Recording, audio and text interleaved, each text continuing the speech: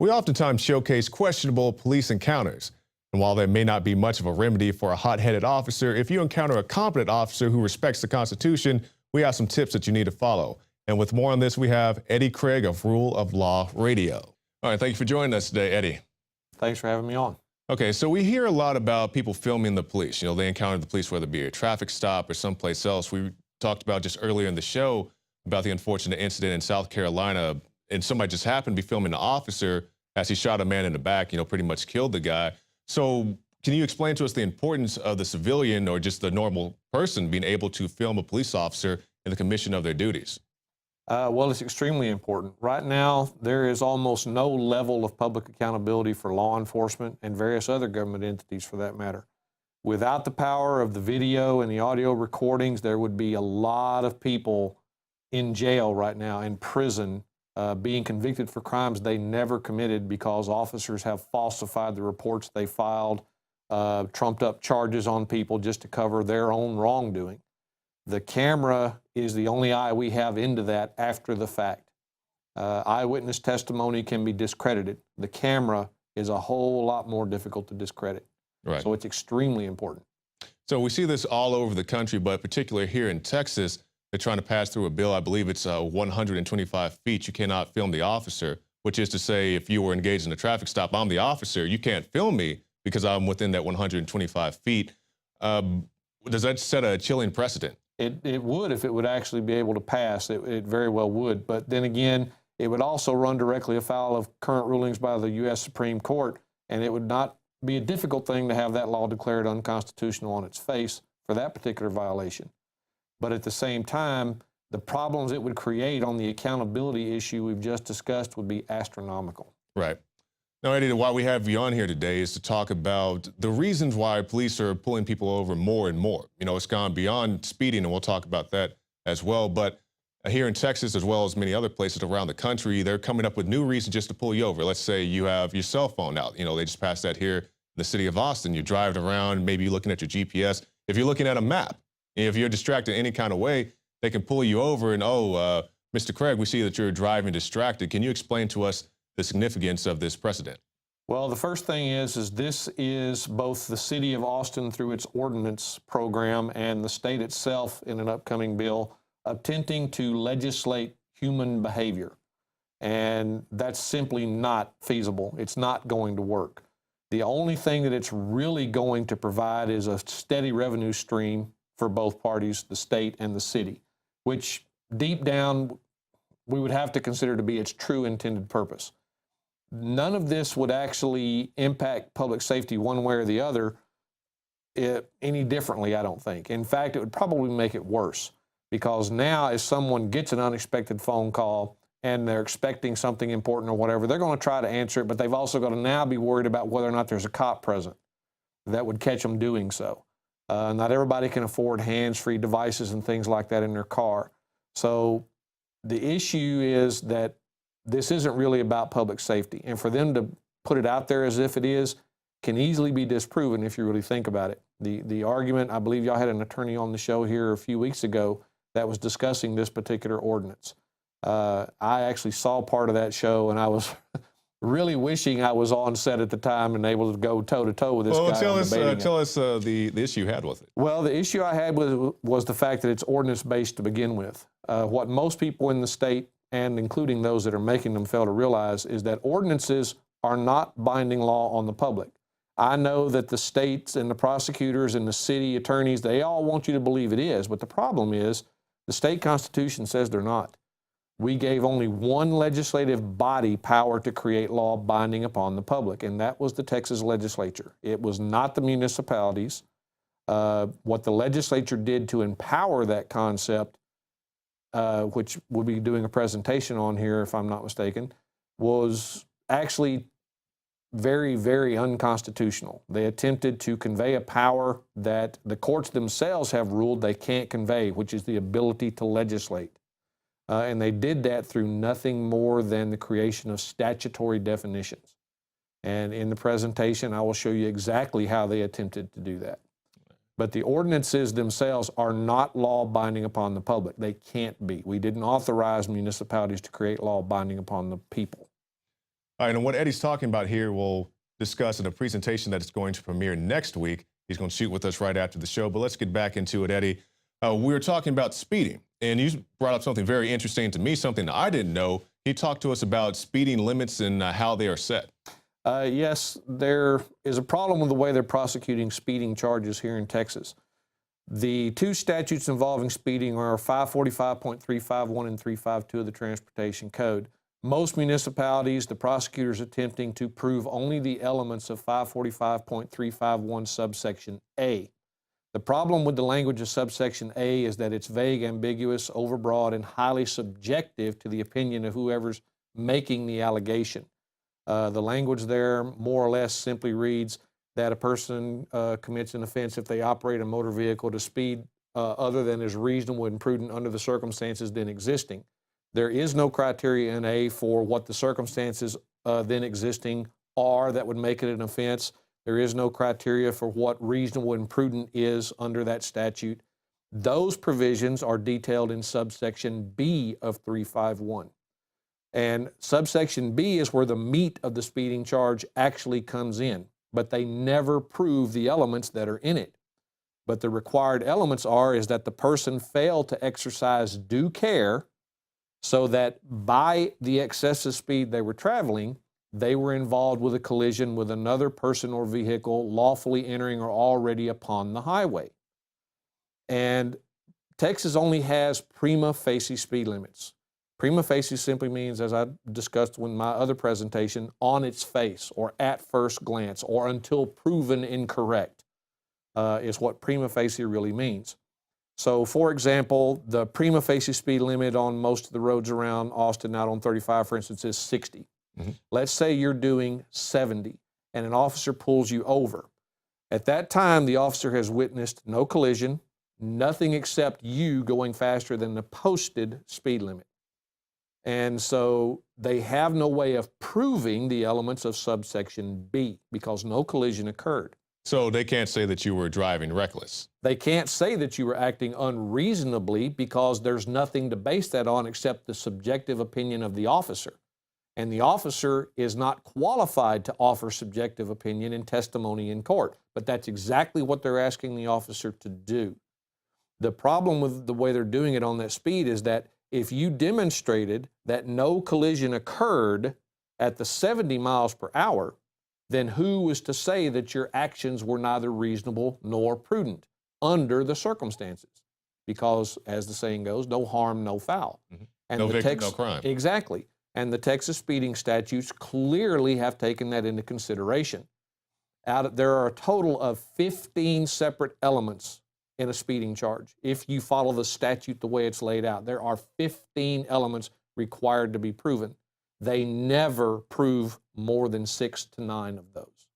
And the problem is that in any criminal case, they are required as a matter of due process to prove every single element in an accusation. They don't ever do it. In fact, the Texas District and County Attorneys Association publishes a book that says very clearly in that book that in Texas, speeding in and of itself is not an offense. Now, why would they say that? They say that because it's a prima facie speed limit. If you can demonstrate that you caused no harm, okay, and your speed was not in such an excessive degree as to be considered criminally negligent, then speeding can't be charged against an individual just because they're going faster than the posted speed limit, which brings an issue up for the officer who pulls you over. The officer is going to be questioned on the stand. What's the color of the car that you saw me collide with? Well, you didn't hit anybody. Did I hit a pedestrian? Well, no, you didn't hit anybody. There's no one saying you hit anybody. Then, officer, please explain to me.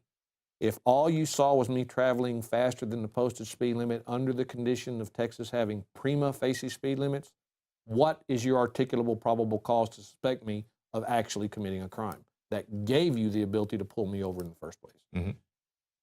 They never want to answer that because they can't. There is no answer for it. And most attorneys will say, well, the probable cause was the violation of the prima facie speed limit. Well, unfortunately, that only jives if you're trying to prove subsection A. It doesn't jive if you are also requiring the elements of subsection B. Right. Now, what you're talking about here is, I guess you're talking about Texas in particular, but this can apply to other states and other. It would sections. apply in every state with a prima facie speed limit, and I don't know of any that aren't prima facie. Good. Okay, now we'll get more into this in your presentation, but let's have a brief demonstration. Let's say I pull you over. Okay, so I pull over, hey, Mr. Craig, I'm State Trooper Jackson. I saw you were speeding in your vehicle. Can I see your license and your registration? To which you would reply. Officer, can any of the information that you are requesting from me be used against me in a court of law or to potentially incriminate me in any way? I'll say yes. If you even understand the question, you'll say yes. But most of the time, they will attempt to avoid it. But you are correct. If they said yes, then, officer, I invoke my right to remain silent, and I cannot provide you with that information and documentation. Now, let me stop you right there, because maybe this is my misunderstanding, but if you get contacted by an officer, are you legally objected or obligated to provide them with your name, birth date, or address? Under the failure to ID, if they have actually told you that you are under arrest, then you are required to provide them with name, address, and date of birth. However, there is no requirement that that be done in physical form. Verbal is all that's required. When you are legally detained, you do not have to provide it to them, but you cannot provide them false information under either of those conditions, which again would be another example of why producing a license could count against you. Texas has a statute that makes it a crime if you've moved to a new address and haven't updated that address on your license. Now, let's say that you've recently moved. You haven't changed the address on your license, but you're outside of their so-called 30-day window to make that change. By producing that license and handing it to the officer, you've now given him evidence to charge you with another offense, failure to change the address on the license. But at the same time, without thinking about it, you just recite the old address, and now you've provided false information under the failure to ID statute, and now you're in a lot more trouble. So the simple production of that license gave him the opportunity to maybe charge you with 2 additional criminal acts. So if I pull you over and I ask for your license, you're saying you don't have to supply that? If I invoke my right to remain silent, how can you force me through statute to produce something that you have just said you can use against me in a court of law, or that can potentially incriminate me in some way? What Texas has actually done in that regard is criminalize the invocation of a protected right to remain silent. They will charge you with failure to produce a license if you don't produce one. But at the same time, your right to remain silent prevents them from being able to do that, because that license can be used to charge you with something else. Okay. Now, Eddie, we're running out of time here, so I just want to ask you a question, moving away from the vehicles. Okay, so let's say you're out, you're walking around, you see the police initiating a traffic stop or some type of thing. So you pull out your camera, you walk up and you start to film the police. Are you in any type of violation of any law, ordinance, or anything just to film a police officer? As of this moment, no. As long as you aren't close enough to actually physically impede or endanger the officer in any way, which the courts have set a limit of approximately 15 feet. Okay. Anything within that, you could be considered physically interfering. But you cannot interfere verbally, and you cannot interfere simply by recording unless you've exceeded that safety width that they've set up. So anything beyond that 15 feet is just the officer trying to exert his power unreasonably. He wants to control the scene. He wants to control the suspect. He doesn't want to have to worry about a bystander. All of that is viable in a manner of speaking. But at the same time, the way they're being trained and the way they're being taught, that camera is an accountability they don't want present. If they can get you to move without having to force you to move, that's what they'll do. The case of Antonio Bueller is a perfect example of an officer abusing the authority. And for people who aren't familiar with Antonio, he was filming, I believe it was a young lady who encountered the police. The officer said he was pretty much too close to the scene, and then he was subsequently... There were actually 2. It was on New Year's Eve, I believe, and Antonio was taking a friend of his home. They had stopped to put gas in their truck, and the officers had 2 females pulled over in a car. One of them was out for a sobriety test. The other was still in the passenger seat. The lady in the passenger seat was yelling out the window to her friend not to submit to the sobriety test. Right. The officers then tried to charge her with interfering, came over and drug her out of the car. And from the pictures that Antonio took, it was very easy to see they were intentionally inflicting joint pain pressure techniques on her to get her to comply with what they were doing. They were assaulting this woman, and because they were armed, it's aggravated assault. And Texas statutes deal specifically with public servants that commit aggravated assault while displaying a deadly weapon. But in all of Texas, up until the officer in San Antonio assaulted that female college student and broke her teeth out on the curb, I remember that. no police officer in Texas has ever been charged under the aggravated assault statute. Wow. That was the very first one, and that statute's been on the books since 1965. So that should tell you something about how often these officers commit these acts, but never get punished for it. Yeah, now, Eddie, I'm going to extend this a little bit because I want to ask you a question. When you want to get your footage from the police officer, let's say you were contacted by a police officer, you have dash cam, whatever. I have personally tried, both as just a person and as a journalist, go down to APD to get footage for something. And it's this ring around, I go in, I submit an official request as a journalist requesting footage of X, and then I call up and it's like, well, you can't have this footage because this case is currently under investigation. I go talk to the party involved. They say, no, I settled my case, I paid all my fees, and they still refuse to produce said footage. What is somebody supposed to do? Technically, that is a crime under the Public Information Act. 552.353 of the Texas Government Code makes that a crime. Public records are under all circumstances to be given to the public. The ones that are considered public information request material are the ones that are not specifically public record. Some of these you're discussing fall into that category.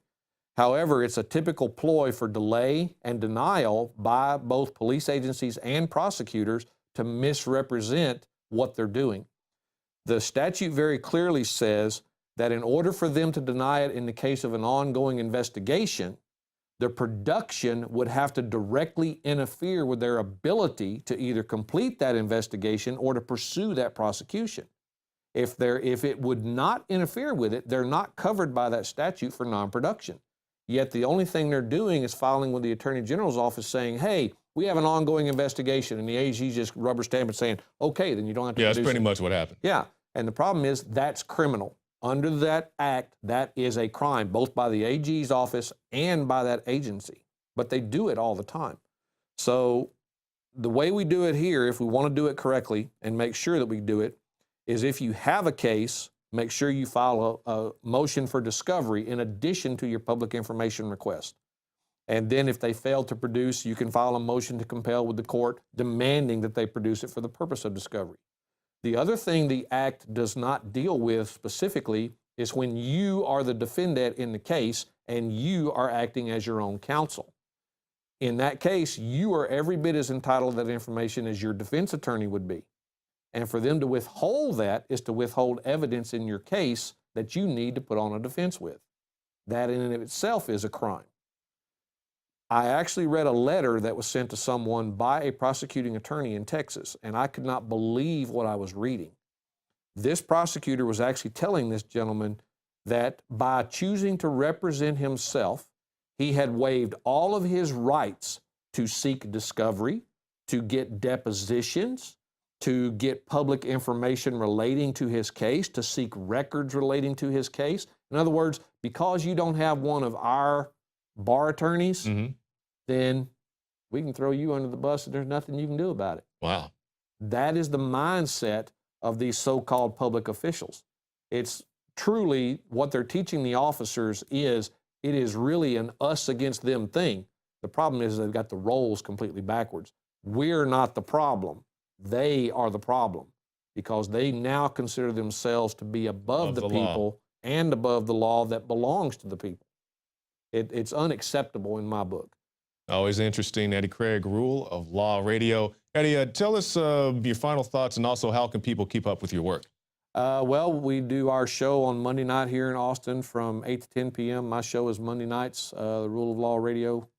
We don't call it the traffic show anymore. It's just the Monday night Rule of Law Radio show. I also teach a due process seminar class every Sunday down at Brave New Books from 2 to 5 p.m. in which we openly invite, free of charge, any attorney and any law enforcement officer to attend that class. I will never charge an attorney or a law enforcement officer to come to that class. The whole reason for it is I would love for them to have the desire to know if they're doing right and wrong and to come in and see, because this is not my opinion that I give. Everything that I teach folks, I can show you in black and white where it's written into the statute, where it's written into the case law, and I can show you everything. I don't make this up. I work very hard to make sure it's true and accurate. All right, thank you, Eddie. Always informative, and this is the type of stuff you get if you go to prisonplanet.tv. This is what funds our operation. It allows us to have guests on like Eddie so he can bring you these educational materials. All right, and be sure to tune in next week. We'll have that full presentation from Eddie that he's about to shoot for us right after this. I'm Jakari Jackson from the Infowars.com studio. Be sure to go to prisonplanet.tv, get yourself a free trial where you can see the Alex Jones Show, the nightly news, the special reports, the rants, all right there at prisonplanet.tv. Jakari Jackson from the Infowars Command Center, and we'll see you again tomorrow night.